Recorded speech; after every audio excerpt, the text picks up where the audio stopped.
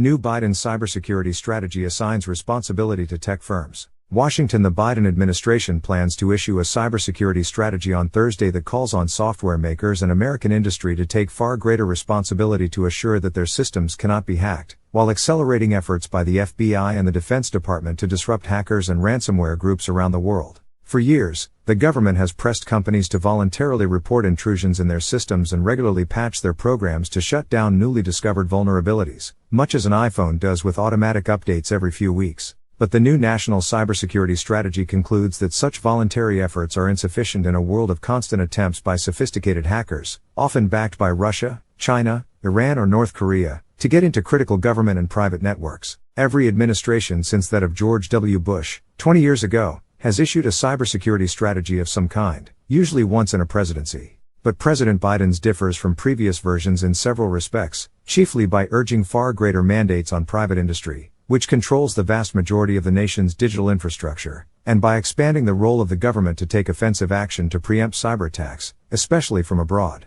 The Biden administration's strategy envisions what it calls fundamental changes to the underlying dynamics of the digital ecosystem. If enacted into new regulations and laws, it would force companies to enact minimum cybersecurity measures for critical infrastructure and, perhaps, impose liability on firms that fail to secure their code, much like automakers and their suppliers are held liable for faulty airbags or defective brakes. It just reimagines the American cybersocial contract, said Kemba Walden, the acting national cyber director, a White House post created by Congress 2 years ago to oversee both cyber strategy and cyber defense. We are expecting more from those owners and operators in our critical infrastructure, added Ms. Walden, who took over last month after the country's first national cyber director, Chris Inglis, a former deputy director of the National Security Agency, resigned. The government also has a heightened responsibility, she added, to shore up defenses and disrupt the major hacking groups that have locked up hospital records or frozen the operations of meatpackers around the country, while government operations in Baltimore, Atlanta and small towns across Texas. We have a duty to do that, Ms. Walden said, because the internet is now a global commons, essentially. So we expect more from our partners in the private sector and the nonprofits and industry, but we also expect more of ourselves. Read alongside past cyber strategies issued by the previous 3 presidents. The new document reflects how cyber offense and defense have become increasingly central to national security policy. The Bush administration never publicly acknowledged American offensive cyber capabilities, even as it mounted the most sophisticated cyber attack one state has ever directed at another, a covert effort to use code to sabotage Iran's nuclear fuel facilities. The Obama administration was reluctant to name Russia and China as the powers behind major hacks of the U.S. government. The Trump administration bolstered American offensive initiatives against hackers and state-backed actors abroad. It also raised the alarm about having Huawei, the Chinese telecommunications giant accused of being an arm of the Chinese government, set up high-speed 5G networks in the United States and among allies, fearing the company's control of such networks would aid in Chinese surveillance or allow Beijing to shut down systems at a time of conflict. But the Trump administration was less active in requiring American companies to establish minimum protections on critical infrastructure, or seeking to make those firms liable for damage if vulnerabilities they left unaddressed were exploited. Imposing new forms of liability would require major legislative changes, and some White House officials acknowledge that with Republicans now controlling the House, Mr. Biden may face insurmountable opposition if he seeks to pass what would amount to sweeping new corporate regulation. Many elements of the new strategy are already in place. In some ways, it is catching up with steps the Biden administration took after struggling through its first year, which began with major hacks of systems used by both private industry and the military. After a Russian ransomware group shut down the operations of Colonial Pipeline, which handles much of the gasoline and jet fuel along the East Coast, the Biden administration used little-known legal authorities held by the Transportation Security Administration to regulate the nation's vast network of energy pipelines. Pipeline owners and operators are now required to submit to far-reaching standards set largely by the federal government, and later this week, the Environmental Protection Agency is expected to do the same for water pipelines. There are no parallel federal authorities for requiring minimum standards of cybersecurity at hospitals, which are largely state-regulated. They have been another target of attacks, from Vermont to Florida.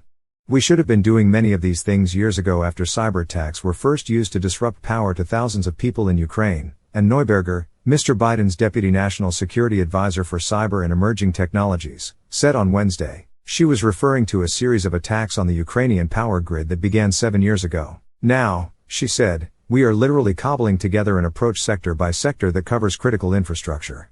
EMS. Neuberger cited Ukraine as an example of proactively building up cyber defenses and resiliency in the weeks after the Russian invasion. Ukraine changed its laws to allow ministries to move their databases and many government operations to the cloud, backing up computer servers and data centers around Kyiv and other cities that were later targets for Russian artillery. Within weeks, many of those server farms were destroyed, but the government kept running, communicating to servers abroad using satellite systems like Starlink, also brought in after the war broke out. The strategy is also catching up with an offensive program that has become increasingly aggressive. 2 years ago, the FBI began to use search warrants to find and dismantle fragments of malicious code found on corporate networks. More recently, it hacked into the networks of a ransomware group, removed the decryption keys that would unlock documents and systems belonging to the group's victims, and foiled efforts to collect large ransoms. The FBI can operate in domestic networks. It is up to the U.S. Cyber Command to go after Russian hacking groups like Killnet, a pro-Moscow group responsible for a series of denial-of-service attacks starting in the early days of the war for Ukraine.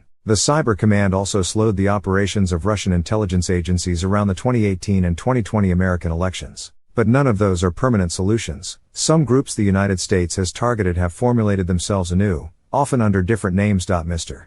Biden's only face-to-face meeting as president with Russia's leader, Vladimir V. Putin, in 2021 in Geneva, was driven largely by the fear that rising ransomware attacks were affecting the lives of consumers, hospital patients and factory workers. Mr. Biden warned the Russian leader that his government would be held responsible for attacks emanating from Russian territory. There was a lull for a number of months, and a prominent hacking group was raided by Russian authorities in Moscow. But that cooperation ended with the opening of the war in Ukraine. In a speech this week at Carnegie Mellon University, Jen Easterly, the director of the Cybersecurity and Infrastructure Security Agency, described the efforts of the administration as shifting liability onto those entities that fail to live up to the duty of care they owe their customers.